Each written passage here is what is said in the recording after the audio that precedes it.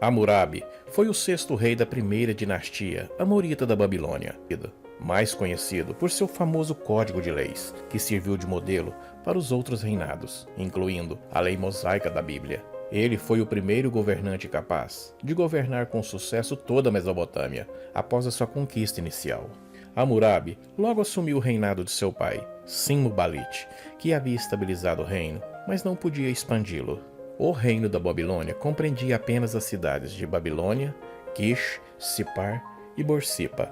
Quando Hammurabi subiu ao trono, através de uma sucessão de campanhas militares e manobras políticas, ele manteve toda a região sob controle, isso por volta de 1750 a.C.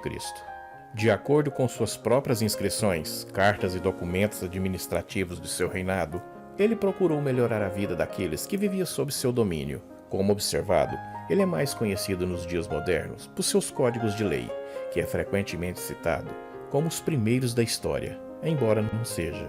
Haviam códigos anteriores na Mesopotâmia, mas os de Hammurabi eram bem mais claros e inclusivos e, portanto, serviram de modelos para as outras culturas, incluindo as leis estabelecidas pelos escribas hebreus na Bíblia. Os amorreus eram um povo nômade e migrou pela Mesopotâmia na região costeira de Eber-Nari, na atual Síria, em algum momento antes do terceiro milênio a.C., por volta de 1984, governavam na Babilônia. O quinto rei da dinastia, Sin-muballit, completou com sucesso muitos projetos de obras públicas, mas não conseguiu expandir o reino ou competir com a cidade rival de Larsa. Larsa era o centro comercial mais lucrativo do Golfo Pérsico, e os lucros desse comércio enriquecia toda a cidade e incentivava a expansão, de modo que a maioria das cidades do sul estava sob o controle de Larsa. Sin-muballit liderou uma força contra Larsa, mas foi derrotado pelo rei Rinsin I. Neste ponto, é incerto o que exatamente aconteceu, mas parece que Sin-muballit foi obrigado a abdicar em favor de seu filho Hammurabi. Inicialmente, Hammurabi não deu a Rinsin I motivo para o alarme. Ele começou seu reinado centralizando e agilizando sua administração, e continuando programas de construção de seu pai, e ampliando e elevando os muros da cidade. Ele instituiu seu famoso Código de Leis por volta de 1772 a.C. Prestou muita atenção nas necessidades do povo, melhorou a irrigação dos campos e a manutenção das infraestruturas da cidade, e estava tudo sob seu controle, e além de construir os templos opulentos a seus deuses. E ao mesmo tempo, ele estava organizando as suas tropas e planejando a sua campanha para a região sul da Mesopotâmia. Quando os elemitas invadiram as planícies centrais da Mesopotâmia, pelo leste, Hammurabi se aliou a Larsa para derrotá-los. Feito isso, ele quebrou a aliança e rapidamente tomou a cidade de Uruk e Isin, anteriormente ocupada por Larsa, formando aliança entre outras cidades e estados, como Nippur e Lagash. As alianças que ele fez com outros estados seriam rapidamente quebradas, quando o rei achasse assim necessário. Mas, como os governantes continuaram a fazer pactos com Hammurabi, por um período curto, a paz parece ter reinado ali. Uma vez que Uruk e Isin foram conquistados, ele virou e tomou Nippur e Lagash, e depois veio conquistar a Larsa. Uma técnica que ele parece ter usado primeiro neste combate se tornaria seu método preferido em outras circunstâncias, quando assim permitissem: o represamento de fontes de água para a cidade para reter os inimigos e até a rendição total. Possivelmente, reter as águas através de uma represa e, em seguida, liberando-os para inundar a cidade e montar assim o seu ataque. Este era um método usado anteriormente pelo pai de Hammurabi, mas com eficácia consideravelmente menor. Larsa foi a última fortaleza de Rinsin, e com a sua queda, não havia outra força para enfrentar o rei da Babilônia no sul. Com parte do sul da Mesopotâmia sob controle, Hammurabi virou para o norte e o oeste. O reino do amorreu de Mari, na Síria, há muito tempo era aliado da Babilônia amorita, e Hammurabi continuou as relações amistosas com o rei Zinrilin.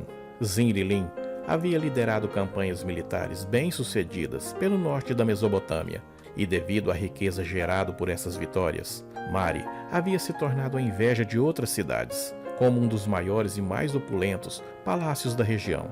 Os estudiosos há muito debatem por que Hammurabi romperia sua aliança com Zinrilin, mas a razão parece bastante clara. Mari era um importante, luxuoso e próspero centro comercial no rio Eufrates e possuía grandes riquezas e, é claro, direitos sobre as águas. Ele atacou rapidamente Mari por volta de 1761 a.C. e, por algum motivo, ele a destruiu em vez de simplesmente conquistá-la. Este é um mistério, porque em outras cidades conquistadas foram levadas e absorvidas pelo seu reino e depois restauradas e melhoradas. Por que Mari foi uma exceção ao governo de Hammurabi ainda é debatido pelos estudiosos, mas a razão pode ser tão simples quanto Hammurabi queria Babilônia e fosse a maior da cidade da Mesopotâmia, e Mari era a rival definitiva por essa honra. Acredita-se que Zinri-Lin tenha sido morto nesse período, pois ele desaparece do registro histórico nesse mesmo ano. De Mari, Hammurabi marchou para Ashur e tomou a região da Síria, e finalmente chegou em Exuna, também conquistada pelo represamento das águas, de modo que em 1755 a.C. ele governou toda a Mesopotâmia. Embora Hammurabi tenha passado um tempo considerável em campanha, ele certificou de prover às pessoas terras que ele governava. Um título popular aplicado a Hammurabi em sua vida era Bani Matin, construtor da terra, por causa dos muitos projetos de construções e canais que ele ordenou que fossem construídos em toda a região. Documentos da época atestam a eficácia do governo de Hammurabi e o seu desejo sincero de melhorar a vida do povo da Mesopotâmia. Essas cartas e trabalhos administrativos, como diretrizes para a construção de canais e distribuição de alimentos, projetos de embelezamento e construções arquitetônicas, colaboram com que Hammurabi tenha sido um bom governante. Seu código de lei não é o primeiro código desse tipo da história, embora seja frequentemente chamado assim, mas é certamente o mais famoso da antiguidade, e ele é anterior ao código estabelecido nos livros bíblicos. O Código de Ur-Namur é o código mais antigo de leis do mundo.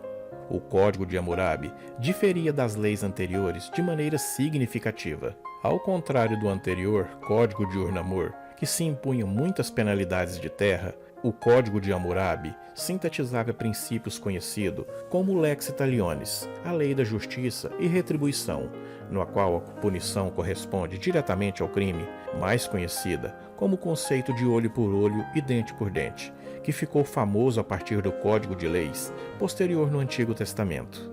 Se as pessoas estão brigando e batem em uma mulher grávida e ela dá à luz prematuramente, mas não há ferimentos graves, o infrator deve ser multado de acordo com o que o marido da mulher exigir no tribunal e permitir.